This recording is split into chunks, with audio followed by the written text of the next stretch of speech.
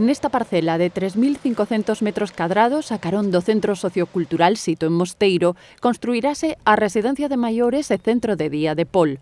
Porque é unha obra que estábamos tratando de sacar adiante, por fin chegou o seu día e agora pois todo o que falta é facer a construción, que espero que para o ano 2015, febreiro, marzo, que estea terminada.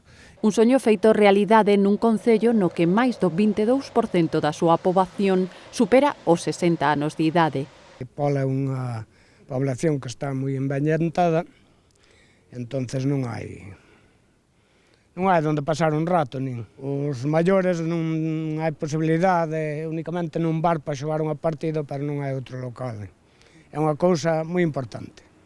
Hai moita xente maior que está sola, entonces pois sempre é bon que teñan pois unha opción de vir para a residencia e que os cuiden.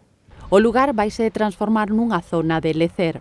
E seleccionamos este sitio porque temos o Centro Sociocultural pegado, é un sitio de ocio, despois, unha vez que isto tea terminado, haberá unha área recreativa, temos o parco biosaludable, e, bueno, pois a xente aparte a toda aquela que poida, pois salirá a dar un paseo, un sitio reservado para non ter tráfico.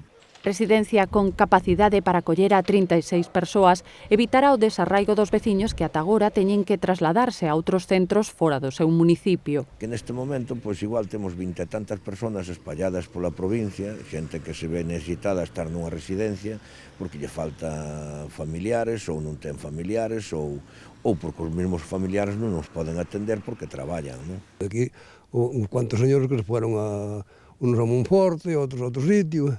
Hai aquí un señor que está moi mal, non se acostumbrou na residencia de Outeiro de Rei, está moi mal, está solo.